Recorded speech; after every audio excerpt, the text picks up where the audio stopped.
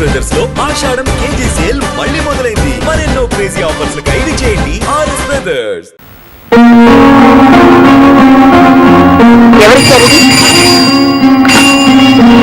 Hello, ఆ cover నేనే ఇచ్చాను. అది మీ వాచ్మెన్ చేతికిచ్చి 3 నిమిషాలైంది. 3 నిమిషాల్లో కిడ్నాప్ చేసిన మీ పిల్లల్ని తీసుకుని 10 కిలోమీటర్ల దూరంలో ఉంటాను.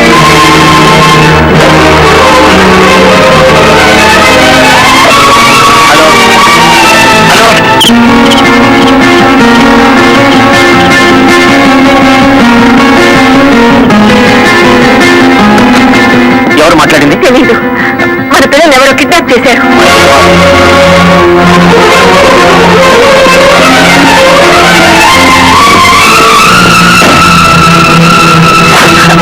మీరు చేస్తున్న పని ఇక నీతులు వినే ఓపిక నాకు లేదు లలిత. ప్లీజ్, వాళ్ళ చేతుల్లో మన పిల్లల ప్రాణాలున్నాయి. చేతులు కట్టుకుని కూర్చుంటే మన చేతులతోనే వాళ్ళ సవాలు పాతి పెట్టిస్తారా?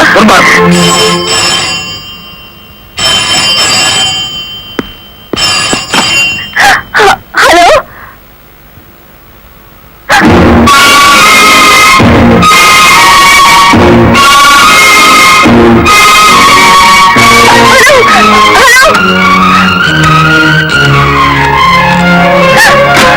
వద్దు లలిత. ఎస్పీగా నేనేం చేయగలిగాను? కలెక్టర్గా నువ్వేం చేయగలిగావు? చేతనైతే తల్లిదండ్రులుగా కాపాడుకుందాం. వాళ్ళ డిమాండ్ ఏమిటో చెప్పు. ఊరు బయటన మామిడి తోట దగ్గర రమ్మన్నారు. కమాన్. హలో,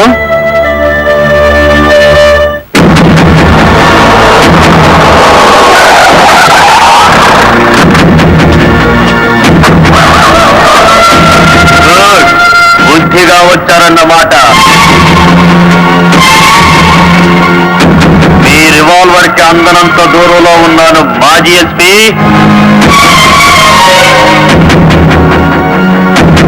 రండి, ఇంకొంచెం ముందుకు రండి. ముందుకొస్తే ఇప్పుడే తవ్వి పూడ్చిపెట్టిన గొయ్యి మీకు కనిపిస్తుంది.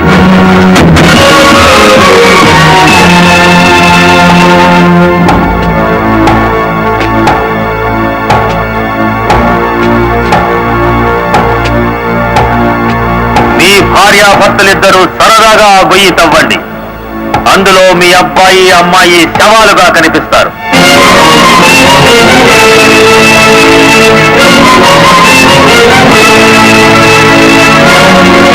Come on. Do it.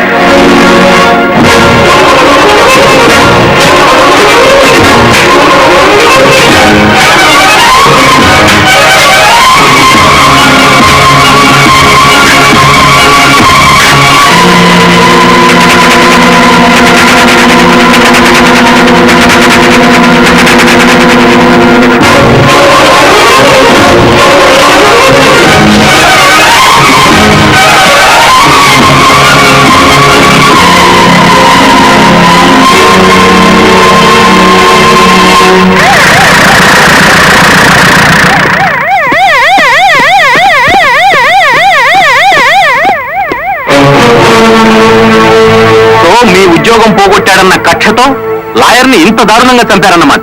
No, ఎవరో కావాలని మమ్మల్ని కేసులు ఇరికించారు. మా పిల్లల్ని కిడ్నాప్ చేసి డోంట్ టాక్ నాన్సెన్స్. మీ పిల్లలిద్దరూ మీ ఇంట్లోనే ఉన్నారు. నేను ఇప్పుడే చూసి వస్తున్నాను. రెడ్ హ్యాండెడ్ గా దొరికిపోయారు కాబట్టి మీరు ఈ డ్రామా ఆడుతున్నారు. తొందరపడి ఒక ఫస్ట్ క్లాస్ మేజిస్ట్రేట్ మీద నింద వేస్తే మీరు న్యాయం ముందు తల దించుకోవాల్సి వస్తుంది. కళ్ళ ముందు శవం పక్కన మారణాయుధాలు పెట్టుకుని ఇంకా ఆర్గ్యుమెంట్ చేస్తారా? సార్, మీరు అడ్రస్ జారీ చేస్తే భార్యాభర్తలిద్దరికి కలిపి వేస్తాను సంఖ్యలు. మా పిల్లలు ఎత్తుకుపోయినట్టు నటించి ఇందులో వాళ్ళ శవాలున్నాయని నమ్మించి ఆ గుడివాడి రౌడీ మమ్మల్ని అప్రదిష్ట పాలు చేయాలని చూస్తున్నాడు. సారీ, చట్టం ముందు ఎవరైనా ఒకటే. మీ పిల్లలు బతికే ఉన్నారన్న నిజాన్ని మీకు చూపించాకే మీ ఇద్దరిని అరెస్ట్ చేస్తాం. కమాన్.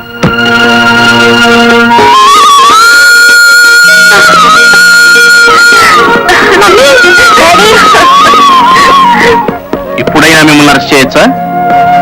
ఎంత తెలివిగల వాళ్ళు గుడివాడ రౌడీ గారు. అచ్చు తప్పు, గుడివాడ రాయుడు గారు. అదే రాయుడు గారు.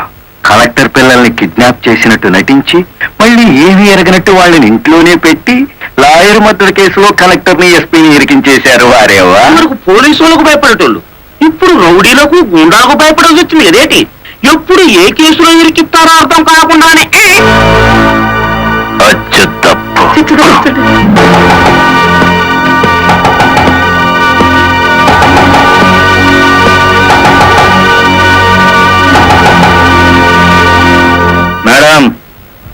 చిన్నప్పుడు ఇదే పోలీస్ స్టేషన్ లో నన్ను సస్పెండ్ చేయించారు, గుర్తుందా?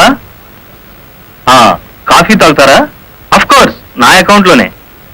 పోనీ టీ తాగండి, మీరు మా అతిథులు.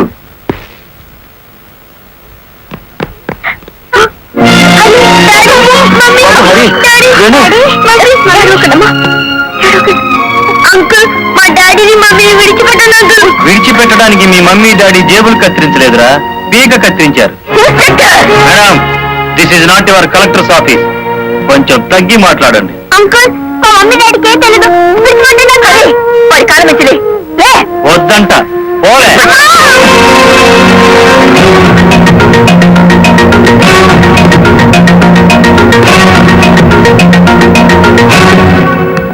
గవర్నమెంట్ మీ చేతుల్లో లాఠీ పెట్టుండొచ్చు కానీ లా అండ్ ఆర్డర్ ని మీ ఇష్టం వచ్చినట్టు ఆడుకోమని పెట్టలేదండి. షటప్, ఆపండి ఎస్ఐ గారు.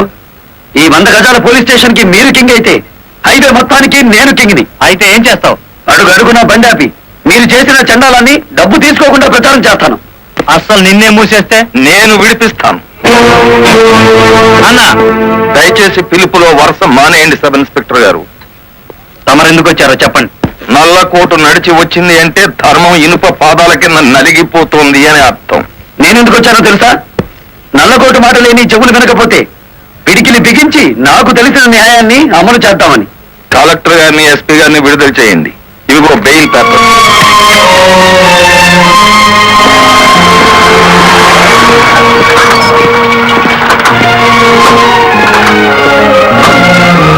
నేను హంతకురాళ్ళని ప్రభుత్వం సంఖ్యలు వేయించింది. నాకెందుకయ్యా ఈ గవర్నమెంట్ మర్యాదలు, ఈ గవర్నమెంట్ బంగళాలు? మరి ఆ బంగ్లాని కాదని ఎక్కడుంటారమ్మా?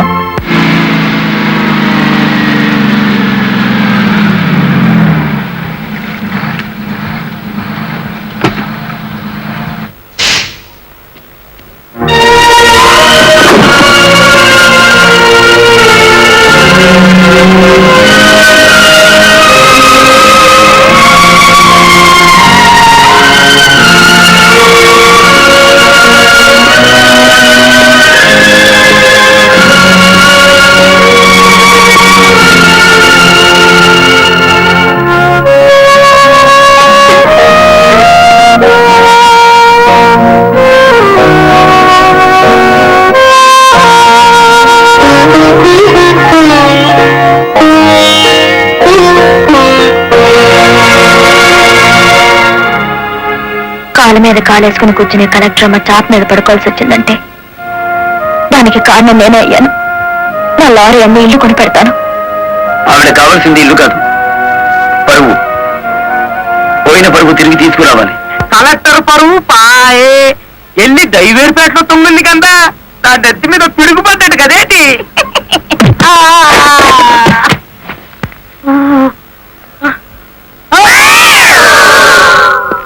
ఎలా ఉంది దెబ్బ? అది పిడికిలా పిడుగా? నిజం చెప్పకపోతే పుచ్చకాయ పగులుతుంది చూసావా, అలా పగులుతుంది నీ తల. ముప్పవన మాటదారు నొక్కేసి పావన మాటదారు నన్ను పట్టుకున్నారేంటి బాబు?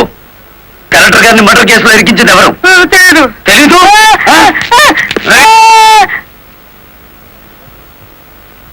నిన్ను కొట్టను, నీకు వరమిస్తాను. ఏడు బాబాది, నిన్ను సుఖంగా చంపుదాం అనుకుంటున్నాను. లారీ ఫ్రంట్ టైర్ కింద పడి చేస్తావా? బ్యాక్ టైర్ కింద పడి చేస్తావా? హ్యాండిల్ బార్ పెట్టి కొట్టి చంపనా? పెట్రోల్ పోసి తగలబెట్టనా? నీకేది ఇష్టం? అది బాబు, నా పాడుపడి వచ్చిందనేటి.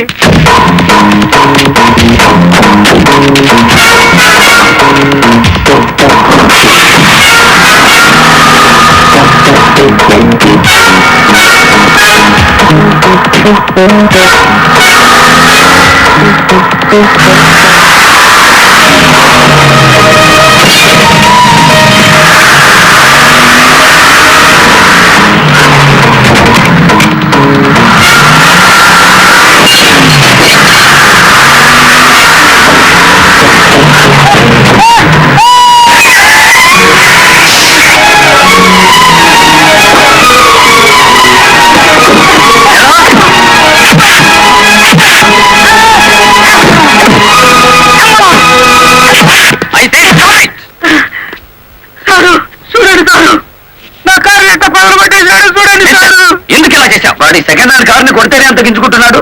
నా ఫస్ట్ హ్యాండ్ పిల్లల్ని కిడ్నాప్ చేసి తీసుకెళ్తుంటే నన్ను చూస్తూ ఊరుకోమంటారా? కిడ్నాపా? నేనా? అవును, నీ కారులోనే ఉంది. అమ్మో, ఇదేంటి? చూసేసుకోండి, కింద మీద మొత్తం చూసేసుకోండి. అమ్మో!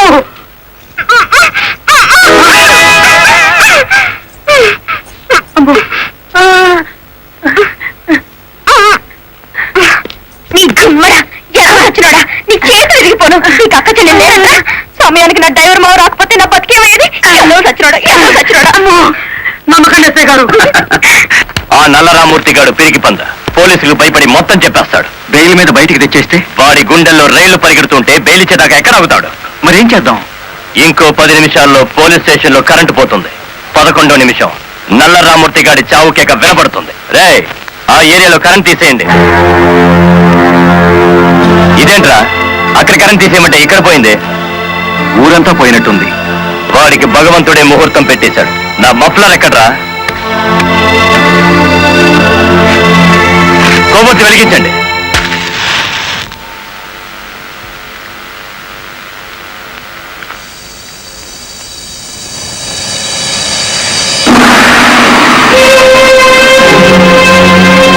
లారీ డ్రైవర్ నువ్వా? అవునరా, గుడివాడ రౌడీ. అచ్చు తప్పు, గుడివాడ రాయుడు. అచ్చు గుద్ది చెప్తున్నాను. ఇక గుడివాడ రాయుడి పేరు గుడివాడ ఓటర్ల లిస్టులో ఉండదు.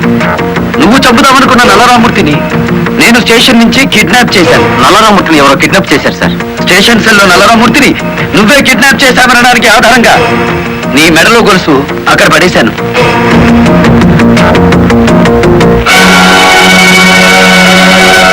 ఏ కమిషనర్ ముందు ఎస్పీని కలెక్టర్ని దోషులు చేశావో అదే కమిషనర్ ముందు నిన్నిప్పుడు దోషులు చేశాను. మీ పావల వాటాగాన్ని సాక్షిని చేసి దాచేశాను. రేపు ఉదయం కోర్టులో నోరిప్పే వరకు నల్లరామూర్తి నల్లపూస అయిపోతాడు. రేపు ఉదయం కోర్టు తెరిచే వరకు టైం ఉంది కదరా, ఈలోగా ఎన్నో జరిగిపోవచ్చు.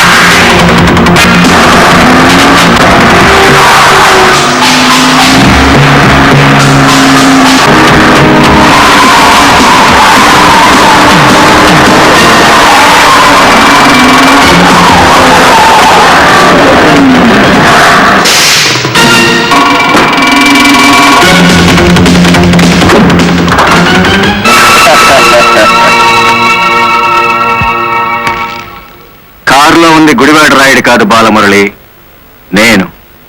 నీ ఆవేశం నిన్ను 120 కిలోమీటర్లు తీసుకొచ్చింది. ఇప్పుడు 6 గంటలైంది. మరో 3 గంటల్లో కోర్టుకు బయలుదేరే నల్లరామూర్తికి గుడివాడ రాయుడు డ్రైవర్ పేటలోనే సమాధి కడతాడు. ఇప్పుడు నువ్వు గెలిచినట్ట, మేం గెలిచినట్ట.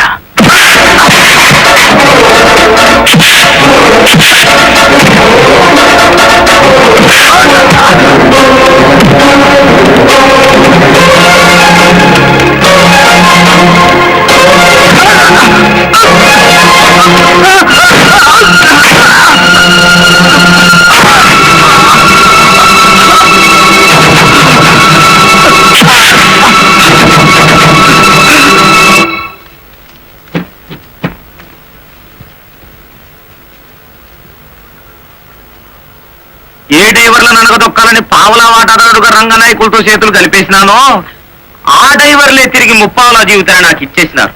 పోలీసుల్లా కాపలా కాపుతో కోర్టుకు తీసుకెళ్తున్నారు. పదండి, ఏ ఒక్కడట వచ్చినా నేను మీ పక్కనే ఉంటాను. నిజమే చెప్తాను, పదండి.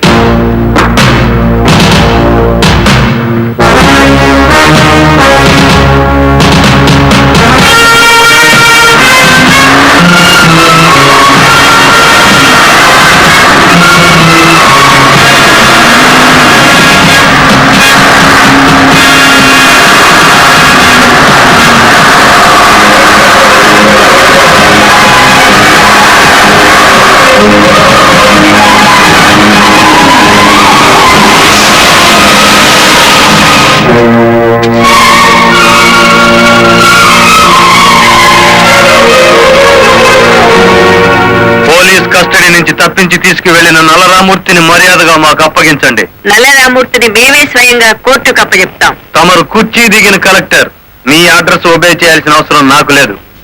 ఇంకో 2 గంటల్లో ఆ కుర్చీలో కూర్చోబోతున్నది నేనే. అప్పుడు సెల్యూట్ కొట్టడానికి నీకు ఈ ఉద్యోగం కూడా మిగిలిండదు.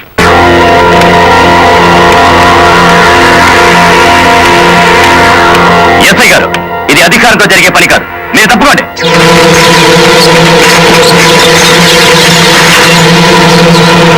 అమ్మా, మీరు తప్పకుండా. ఇది మేము తెలుసుకోవాల్సిన విషయం.